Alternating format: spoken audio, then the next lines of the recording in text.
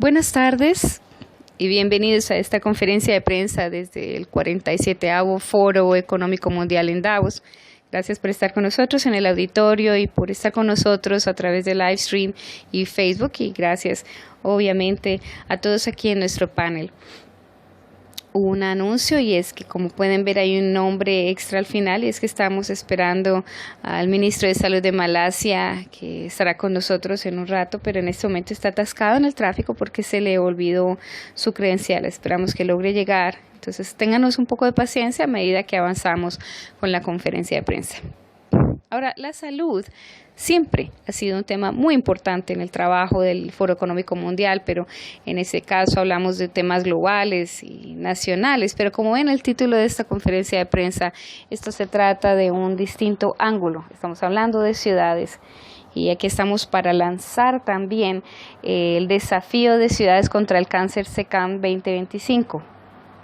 Mirando realmente a nivel de ciudad sobre el tema del cáncer, es una de las enfermedades no contagiosas más terribles que hay en este momento. Y para hablar del tema hemos unido un panel de expertos que quiero presentarles. A mi izquierda está Carrie Adams, quien es el consejero delegado de la Unión Internacional para el Control del Cáncer, o IUCC, como la mayoría de ustedes lo conocen.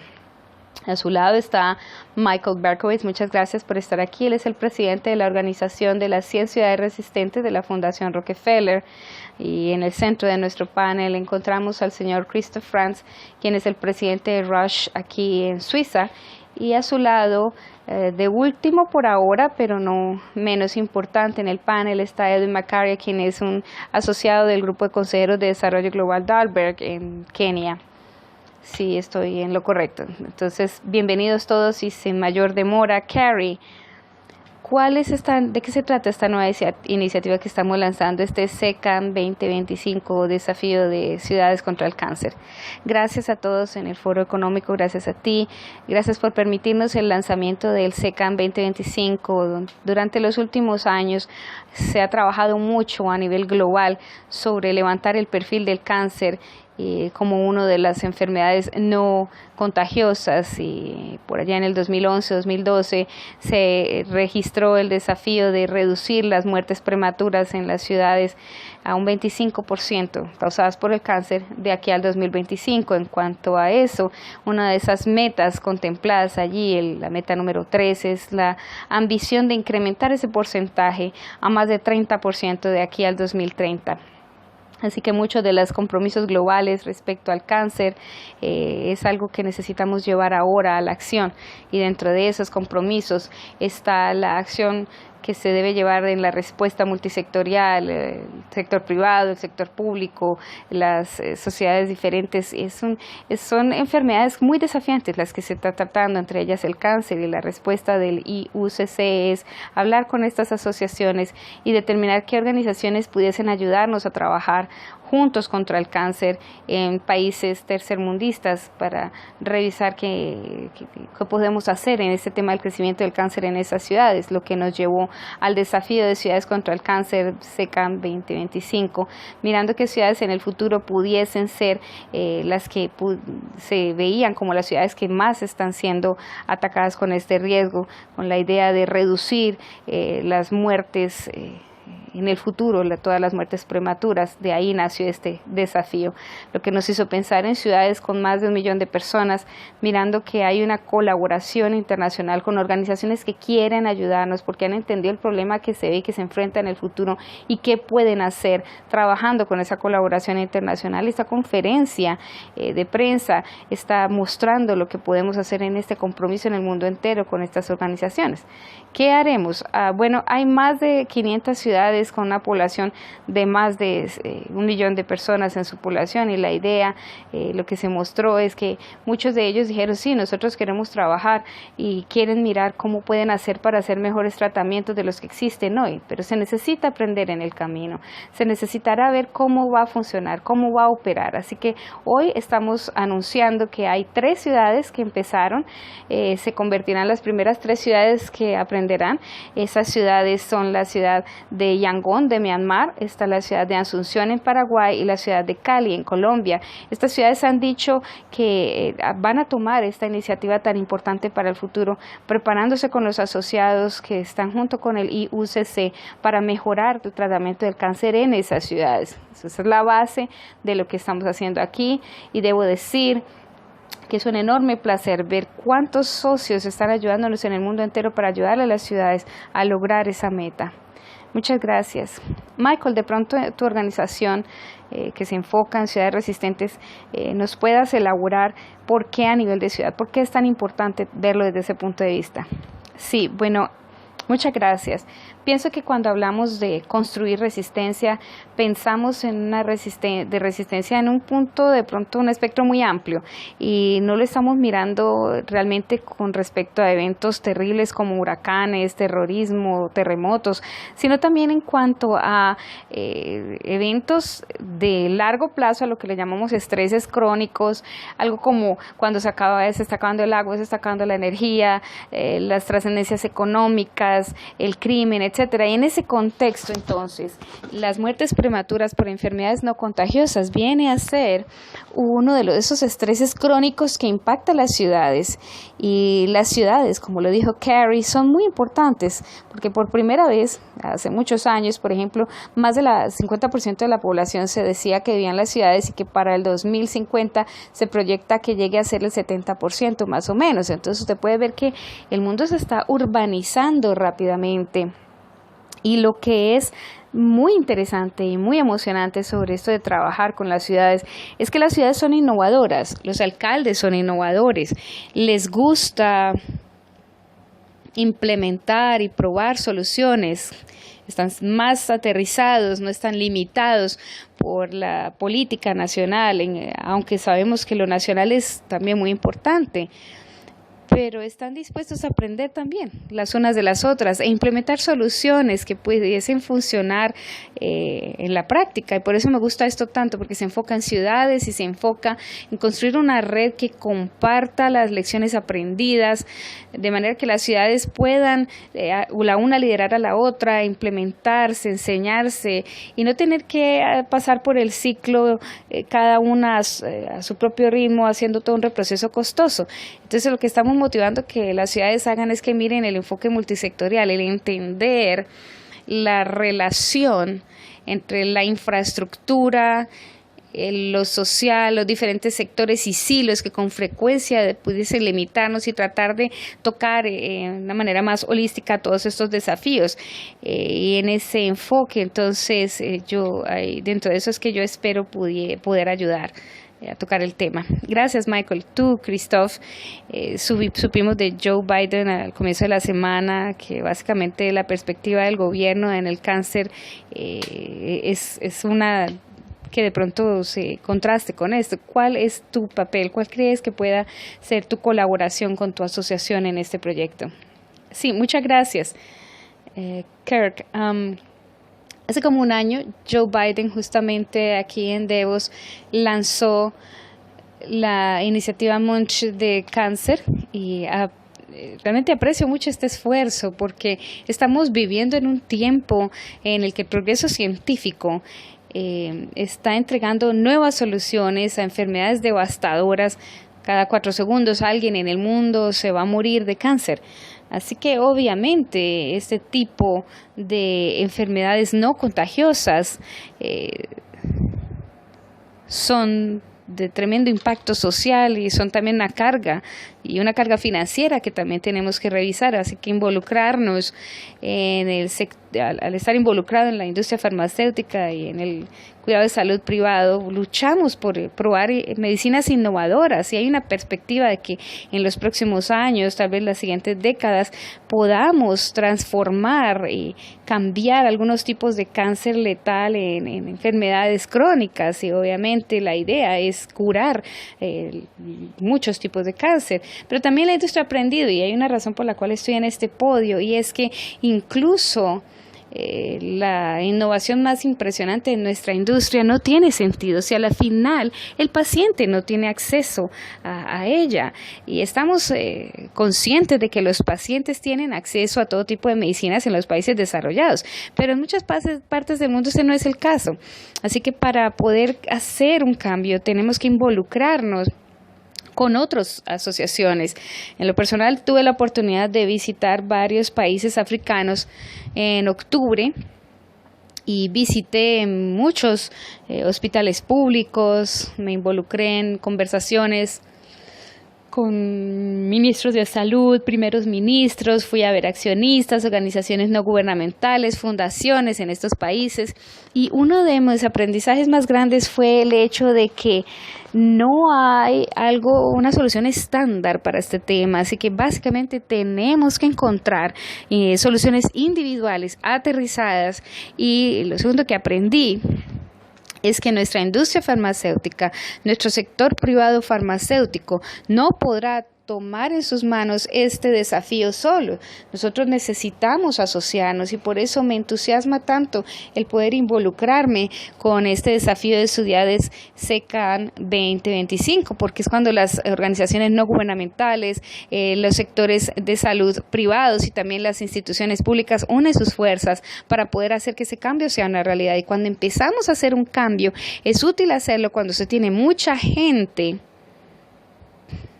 que está afectada con semejante enfermedad devastadora, y sentimos que el desafío de Ciudades contra el Cáncer es una gran oportunidad para hacer que ese cambio suceda.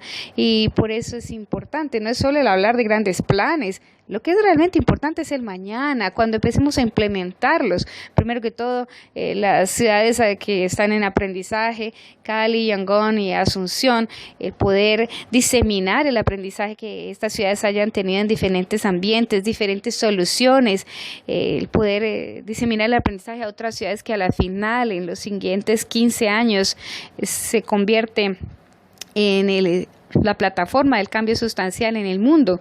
Y como sector privado de salud nosotros estamos llamados a contribuir, pero sentimos que también hay muchas ganas de hacerlo, mucha fuerza de voluntad de las organizaciones del Estado, como las organizaciones de salud, que es algo que de pronto no es algo que veamos a nivel nacional, pero siento que los alcaldes en las ciudades pueden marcar una gran diferencia creando este tipo de presión política de abajo para arriba, porque no es algo que se hace de arriba para abajo, es un enfoque de abajo para arriba para crear el marco de trabajo adecuado, para asegurar mejor cuidado de salud para todos. Muchas gracias, muchas gracias. Mencionabas la carga económica, lo que nos lleva a Edwin, que es el financista del equipo. Las ciudades obviamente tienen poco presupuesto, le pido perdón a los alcaldes del mundo por decirlo, pero comparte con nosotros cuál es el ángulo financiero aquí. Claro, para aquellos que están mirando este desafío y preguntándose si estamos de acuerdo de qué es lo que se tiene que hacer, de dónde vienen los recursos para financiar esto. Bueno, pues hemos pasado algo de tiempo revisando esta situación y hay bolsillos de recursos dentro de lo privado, público y lo social que se puede integrar para poder crear la financiación que se requiere, pero obviamente lo primero que se necesita es hablar de cuánto es lo que realmente estamos hablando. El enfoque típico sería que usted está construyendo, por ejemplo, un edificio sobre algo, entonces está agregando lo que ya está ahí, entonces es agregar en lugar de hacer algo completamente nuevo, lo que nos lleva a unos 25 millones de dólares, que es un número enorme. Si usted es el alcalde o el gobernador de un lugar y tiene que revisar esto y si es posible hacerlo, entonces miramos diferentes bolsillos de recursos que sí existen para darle ayuda a esto, reconociendo que hay compañías privadas que de hecho hacen esto con un enfoque comercial y que de pronto pudiesen ser una de las plataformas de acceso financiero en estos mercados derivativos. También miramos las asociaciones que se pueden crear entre lo público y lo privado y las garantías que se pueden cubrir sobre este tipo de riesgos, y todo a través de un mecanismo de resultados que ayuda a mirar cuál es el impacto y que puede marcar una diferencia. Y obviamente está la inquietud de cómo una ciudad autoincrementa el beneficio desde la parte de los impuestos. Y este es un desafío crítico que enfrenta toda ciudad y toda sociedad. Entonces, en cuanto al enfoque de ciudad, la pregunta sería si ellos pueden encontrar este tipo de recursos. Y otro número crítico que se revisa es que lo personal, por ejemplo, yo vengo de Kenia y básicamente a diario hay unas 15 personas en Kenia que viajan por avión a India para que les hagan tratamiento contra el cáncer. A diario. Una vez que se mira el vuelo, el tratamiento y todo el costo total, incluyendo el avión, el tratamiento, el hospedaje, etcétera, etcétera, viene a ser como unos $10,000. Ahora, si usted multiplica esos números, 15 personas, 365 días, por $10,000, se convierte en $54.7 millones cada año. Ese es un dinero que no se está gastando dentro del país, es un valor que no se está capturando en la ciudad de origen. Pero también sabemos que desde la perspectiva de resultados clínicos, los pacientes les va mejor en un postoperatorio si están en su localidad, porque están más cómodos, porque se compromete menos al paciente. También se hace un mejor seguimiento porque el lugar está más cercano a su lugar de residencia, en lugar de estar viajando a que lo revise un doctor en otro país. Luego está ese valor agregado positivo de crear esos hospitales y es el ofrecer empleos dentro de la ciudad donde se está abriendo este lugar y nuevamente la plataforma de la innovación, lo que me parece muy interesante porque todos estos son los bolsillos de los que hablamos en los que las compañías pueden unirse. Entonces se hace como un arnés protectivo para todas las entidades involucradas en estos países y en estos mercados emergentes a medida que sus perfiles cambian y pueden usar esto como un hub para ayudar a un cambio transformador local. Esto me recuerda a un proverbio africano que dice, si usted quiere ir más rápido, vaya solo. Pero si usted quiere llegar lejos, vayan juntos. Y esto es lo que hace que esta colaboración sea tan emocionante, que son personas viniendo del sector público, privado, social, que haciendo estas tipo de preguntas desean comprometerse para hacer algo al respecto, lo que hace que esto pueda dar un resultado positivo a largo plazo y que podamos decir este fue el momento clave para hacer este lanzamiento y que sea algo tan positivo para todos. Muchas gracias. Antes de hacer más preguntas, tenemos unas preguntas también desde nuestras redes sociales y una de ellas quiero tomarla y es el papel de la tecnología. El foro ha estado hablando mucho de lo revolucionario. Obviamente, entonces, la tecnología juega un rol en la innovación y en la investigación, pero más allá de eso, ¿cómo pueden las ciudades usar la tecnología? Entonces, sé que te estoy poniendo aquí como delante de todos nosotros, pero quisiera que lo hagas con mucho gusto. Como Christoph dijo antes, el cáncer es una enfermedad complicada. Y hay muy pocos cánceres que de pronto puedan tener éxito total con las radiografías. Entonces vamos a la radioterapia, vamos a los tratamientos y hasta la cirugía. Pero entonces necesitamos ayuda diagnóstica, necesitamos tratamientos correctos. Entonces no podemos estar limitados, necesitamos entregar tecnología, nuevos avances en radioterapia, imágenes diagnósticas y todo lo que se necesita. Entonces está el tema del diagnóstico, el tratamiento. Esa es un área en la que necesariamente necesitamos apoyo. Entonces es el darle a los médicos las herramientas para el diagnóstico temprano y todos sabemos que cuando hay un diagnóstico temprano su oportunidad de curarse son muchísimo más altas que si se le da después. Así que el uso de tecnología para informar y educar al sistema de tratamiento de cáncer como tal es básico. Ahora, en cuanto al tratamiento como tal, somos muy afortunados de tratar con la industria de radioterapias y hablar de la industria de imágenes diagnósticas y podemos buscar la manera de favorecerlos con ese tipo de iniciativas y muy pronto podremos ver que se hará una gran diferencia porque empezarán a pensar de manera diferente de cómo pueden entregar las soluciones requeridas en este tipo de escenarios, de bajos recursos incluso. Incluso también en el tema de la prevención, a medida que las ciudades entienden mejor las dinámicas de sus propias dinámicas internas y el impacto que se está creando a través de un área muy urbanizada, cuáles serían los resultados en cualquiera de estos escenarios. Pienso que las ciudades empezarán a entender mejor cuál de sus intervenciones ha impactado de manera positiva la salud pública y podrán tomar decisiones más inteligentes que ambos puedan mirar, como la movilidad, el reducir las enfermedades contagiosas y no contagiosas. Si usted toma el punto de vista de un paciente, debido a la complejidad del cáncer, de hecho, el tratamiento funciona mejor cuando el paciente tiene una idea de qué es lo que está pasando y trabaja de manera activa con su doctor para buscar su mejor opción de tratamiento. Contrario a lo típico con las enfermedades infecciosas en las que si usted tiene malaria, pues el médico es el que decide absolutamente qué hacer. En cuanto a el tema del cáncer, el paciente es el que se puede involucrar con su familia y su entorno. Ellos pueden trabajar junto con sus médicos sobre cuáles son los resultados que se desean. Para mí ahí es donde la tecnología tiene un rol tan importante, y es el empoderar a los pacientes para ser dueños de su salud, dueños de los tratamientos que van a tomar, las medicinas, el régimen que le espera durante todo el tiempo del cuidado que se le ofrezca al paciente.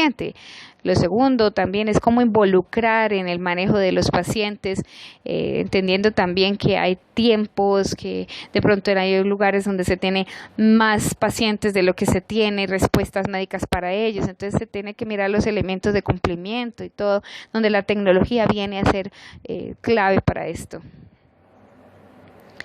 Otros ejemplos, pienso que lo más interesante es que en muchos casos no tenemos la capacidad médica para diagnosticar de manera adecuada. En tal caso, podemos ayudar, por ejemplo, con educación en línea para poder traer conocimiento médico a lugares donde de pronto ciudades muy grandes o lugares en donde no se pueda concretar ese tipo de educación. Por ejemplo, cuando hablamos de imágenes diagnósticas o escanografías, cosas así, podríamos digitalizar las imágenes, transferirlas a otros lugares donde se tiene un especialista que la revise, y de pronto tal vez incluso hasta en otro continente, en otro lugar, en un lugar centralizado, especializado, un laboratorio o una clínica especializada. Ellos la revisan y la devuelven con el resultado, y de esa manera se da un tratamiento especializado. Entonces creo que la tecnología sería uno de los habilitadores claves para descentralizar el cuidado de distintas ciudades usando especialistas centralizados. De hecho, yo creo que una de las anécdotas interesantes respecto a eso es la idea de la radiología, por ejemplo. Es una cosa que es una aplicación que se puede usar en tecnología más que los radiólogos mismos en cuanto a mejorar la detección temprana del cáncer para poder después tomar determinaciones sobre el tratamiento. Bueno, ahora me gustaría saber si hay alguna pregunta aquí en el auditorio. Sí, tenemos una pregunta. Te vamos a acercar el micrófono. Me gustaría hablar de dinero, señor Franz. ¿Cuánto es que Roche ha contribuido o qué precios está ofreciendo o qué garantías en temas de precios ofrece para el tratamiento del cáncer?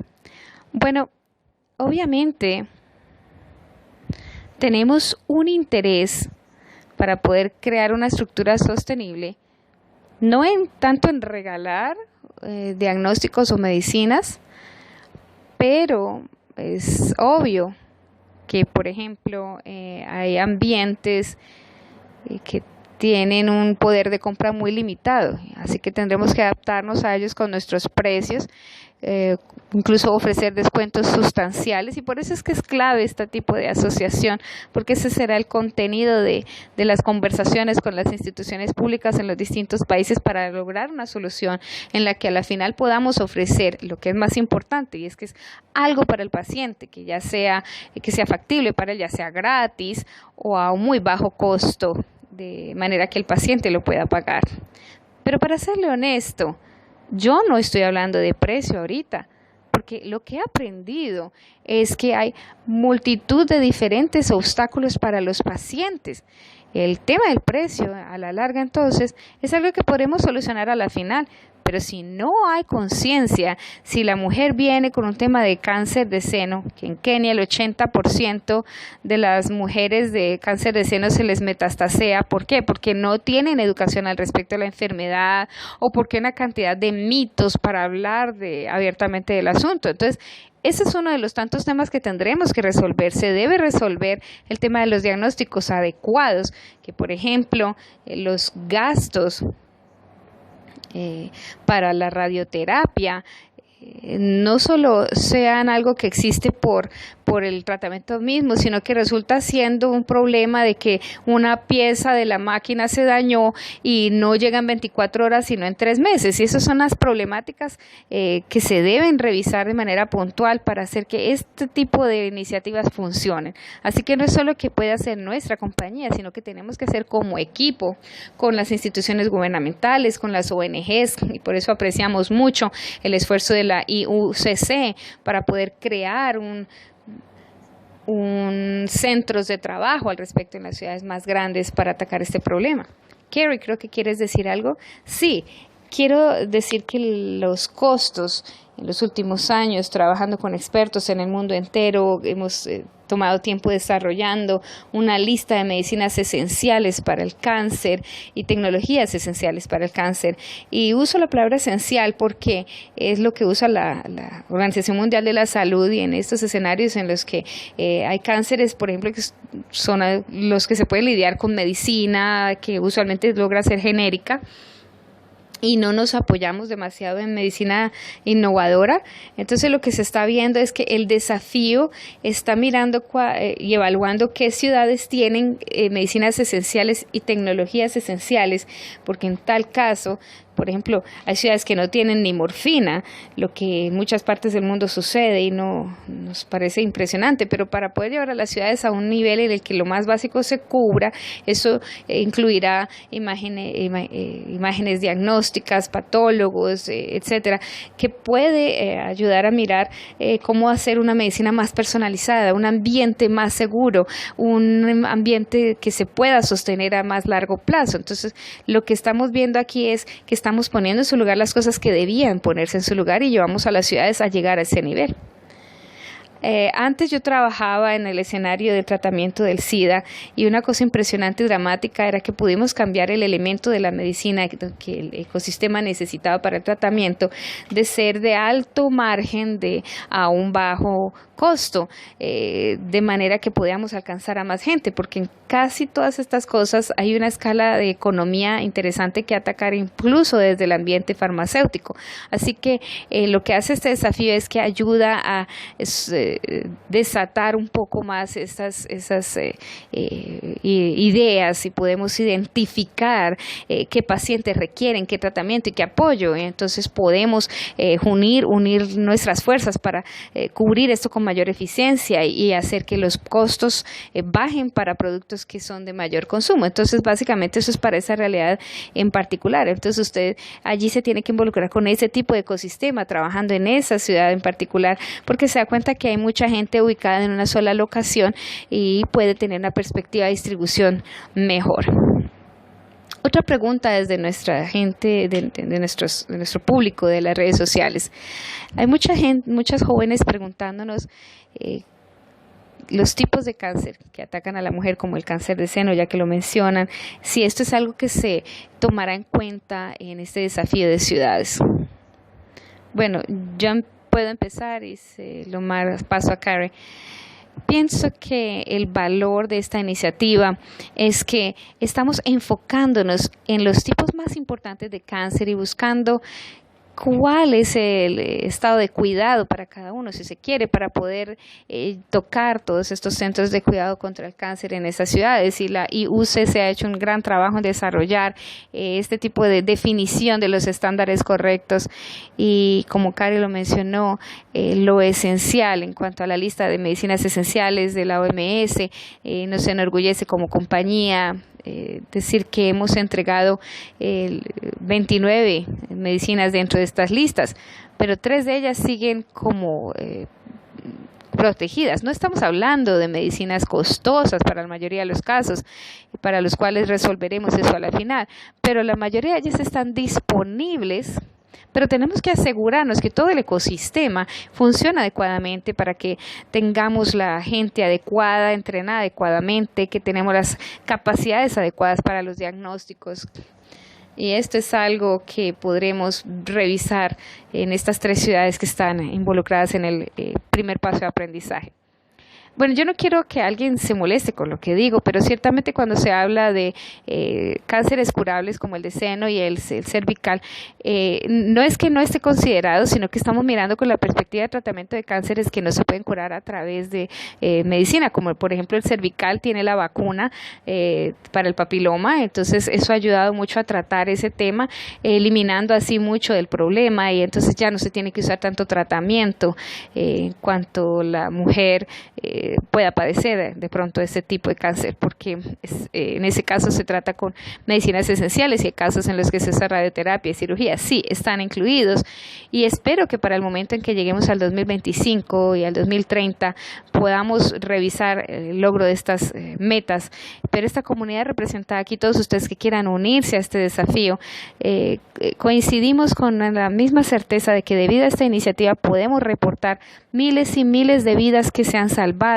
y que se salvarán de aquí al 2030 porque se medirá en el tiempo el incremento de oncólogos, de máquinas de radioterapia, de medicinas esenciales en el mundo que son puntos vitales en estos lugares claves en el mundo entero y que podrán responder de manera positiva al desafío. Estoy muy optimista al resultado, lo que será satisfactorio para todos nosotros y que infortunadamente no paguemos con más muertes como hasta ahora se ha hecho. Bueno, como lo dijimos, tenemos ya con nosotros al ministro de Salud de Malasia. Bienvenido. Sé que todos tienen una agenda muy apretada en Malasia, pero en Davos también. Nos alegra que usted pueda estar con nosotros. Permítame recibirlo con una inquietud.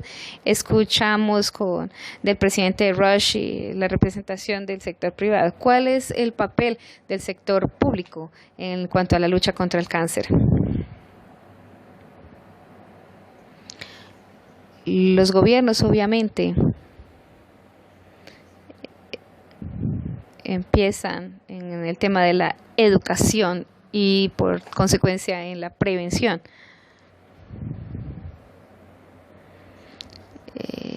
Poder encontrar, evaluar en su nivel más temprano las situaciones de cáncer y obviamente los tratamientos disponibles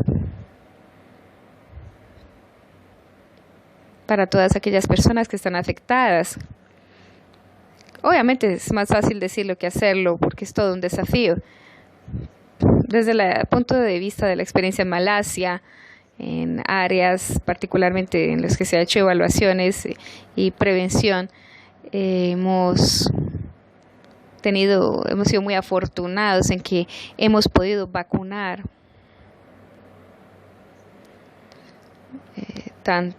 tanto por hepatitis B y el papiloma humano. Se ha logrado una vacunación del 90% de todas las niñas en edad escolar de 13 años aproximadamente. Así que esperamos que en los siguientes 20 a 30 años veamos una reducción importante de cáncer cervical, por ejemplo, el programa de evaluación y particularmente para cáncer de seno, para el cervical y para el colorectal, que es parte del programa de evaluación de nuestro gobierno, se ha llevado a cabo. Pero como probablemente ya lo saben, no podemos legislar una evaluación compulsiva, así que lo hacemos con base en lo que las oportunidades de evaluación nos permitan. Entonces, nos alegra mucho que, por ejemplo, en temas de Papa Nicolaos que se han elaborado en las pacientes evaluadas, se ha revisado mucho, y se ha visto que las mujeres de más de 20 años, hay un 50% de mujeres que de pronto han tenido resultados no muy buenos, pero que en los últimos 3 años vemos resultados mejores en sus citologías. Y el 60% de estas mujeres han pasado por evaluaciones de la autoexaminación de seno, que responde a la educación. Entonces también se hace a través de los médicos y luego se les enseña y en los casos necesarios se ha utilizado las ayudas diagnósticas visuales como la escanografía para poder ayudarle a estos pacientes en los que se sospeche esto. Entonces se ha podido lograr también el desafío más grande, que es tener las clínicas. Hemos tenido también mayor personal de oncología. Desafortunadamente, muchos de esos oncólogos están en el sector privado, pero nos ayudan con el entrenamiento al sector público. Entonces nos dirigimos al sector privado porque hay como más disponibilidad a la creatividad, pero ellos están también muy comprometidos en la ayuda con el tratamiento de cáncer. Entonces en los 5 centros de tratamiento contra el cáncer en Malasia, que están equipados con buenos implementos de imagenología y de todo lo necesario, es algo que nos alegra, pero el desafío es que el manejo del cáncer está evolucionando tan rápidamente y está dando tremendas oportunidades para mejores curas, para mejor revisión de remisiones. Las remisiones son algo que está sucediendo más y más. Así que la habilidad del sistema público en este escenario, el poder proveer, particularmente en el evento de nuevas tecnologías, nuevas medicinas que están disponibles, particularmente en el área de Singapur, donde hay pues poco poder financiero. El desafío es grande. Como sistema público que no está basado en ningún tipo de interés particular, se les está dando incluso medicinas gratis a las personas. Nos enfrentamos al problema de lo sostenible, pero nuestro compromiso para asegurar el acceso a las ayudas diagnósticas y el manejo de cáncer es algo que queremos y ponemos a disponibilidad de todos los sectores de la población, y algo que nos dice que tenemos que incrementar el acceso al resto del espectro de nuestra población. Una pregunta de seguimiento al respecto. En Kuala Lumpur, temprano este año, tuve el placer de estar ahí y ver que se llevó a cabo un evento en este tema, y vi la población tan joven. ¿Siente que la gente joven tiene la conciencia necesaria respecto a los riesgos? Sí.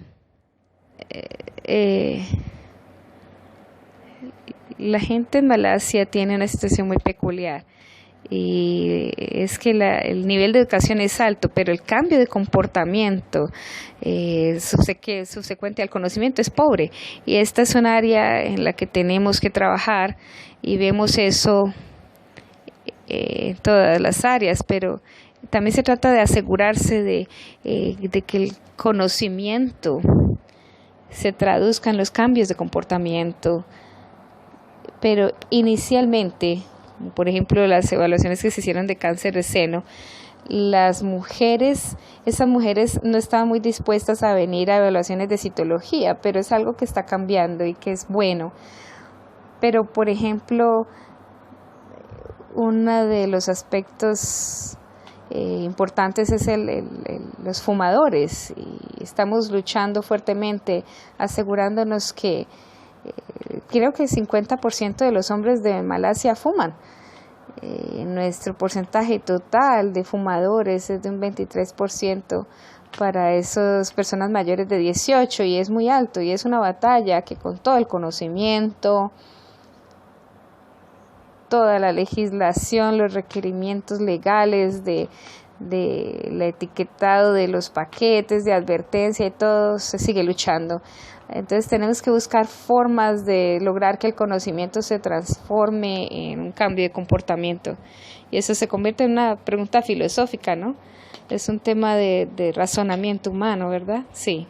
Muchas gracias, y mientras tanto tenemos otra joven que nos escribió en Facebook, y sé que es joven porque su nombre. Facebook termina con su cumpleaños y eso nos dice mucho.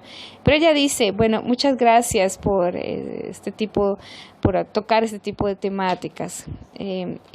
Desafortunadamente solo veo hombres en el panel. Lo siento mucho, es cierto, pero me da la oportunidad de decirle que hablamos con la alcaldesa de París, que apoya mucho este desafío. Ella está aquí en Davos, pero no pudo llegar a tiempo a este panel. Así que sí, reconocemos que necesitamos tener más mujeres vinculadas a este tipo de iniciativas. Pero volviendo al tema, gracias a todos por su tiempo. Esto muestra qué tan importante es el tema y los desafíos que vienen delante de nosotros. Gracias por estar aquí con nosotros y hablando con nosotros de este tema. Gracias por vernos. Gracias a todos.